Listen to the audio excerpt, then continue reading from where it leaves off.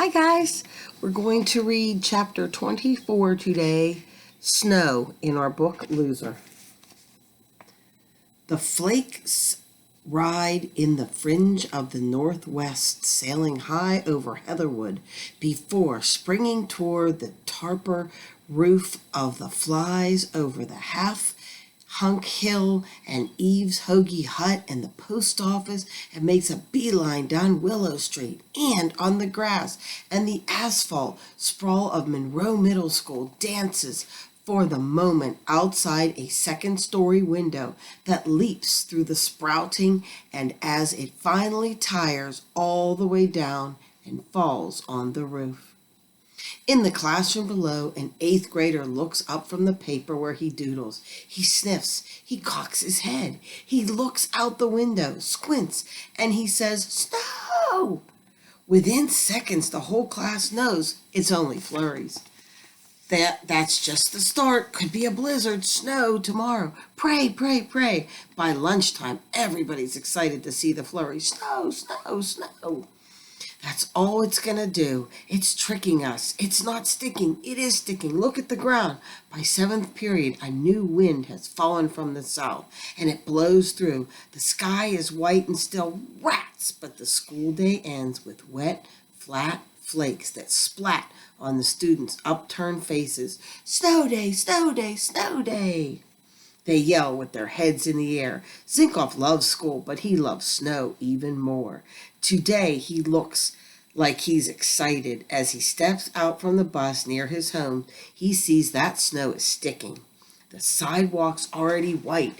He has projects how deep the snow will be on the hill. Tomorrow morning he'll shout, "Yahoo!" forgetting he doesn't have to say that anymore. Since it is wet, the snow packs really well into big snowballs, and fights break out as they walk down the street and all over town. Front steps and cars' hoods are scraped clean from the fast-moving flakes. 3 minutes down the road, take off your gloves, gobble something down, Ignore your mom's grumbling. On with the gloves. Back outside. The snow's up to an inch.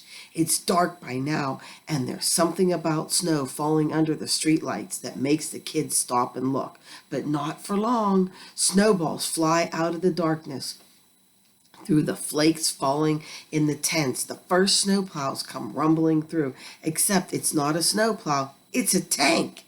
And it's a bazooka in your hand, and you throw it, and bam! Zinkoff is winding up the tracks for the tank attack when he first notices the lights going by the block away. Then there's another flashing reel, red, white, and blue. Kids are turning, throwing arms slack. Someone is running. He joins the other kids heading for the light. What could it be? A fire? A murder? Snow fights continue, but they're rolling through these skirmishes. Over one block, through the other, to Willow Street, the 900 block. It's lit up like a carnival. Police cars running, lights swirling, the snow is trampling. Zinkoff ricochets like a ping pong ball off all the milling bodies. Up to George Washington, he hears fragments. Lost. Little girl. Mother. Freeze. Frantic. Leash. It's our leash girl. It's Claudia. The little girl on the leash.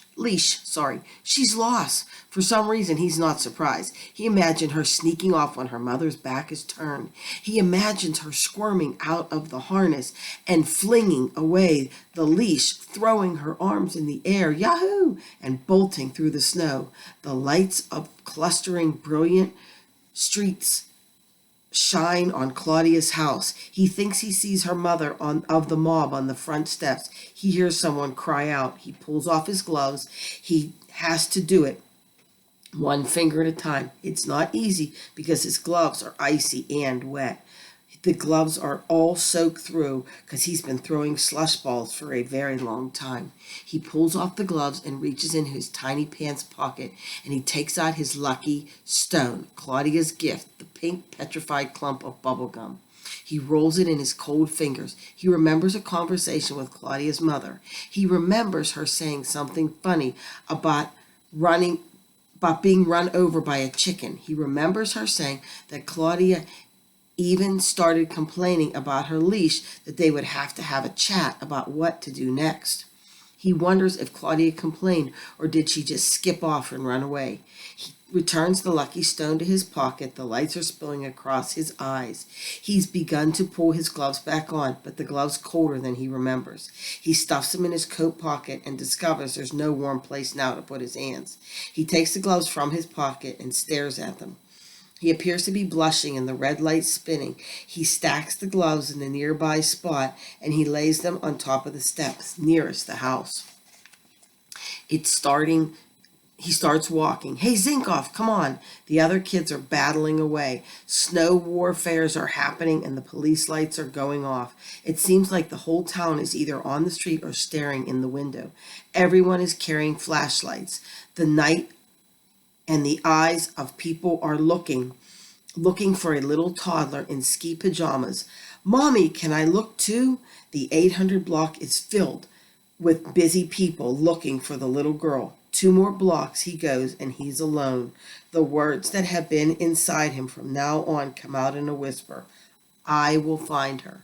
I will find her. He walks on. Just so you know, the next chapter is Claudia. See you later.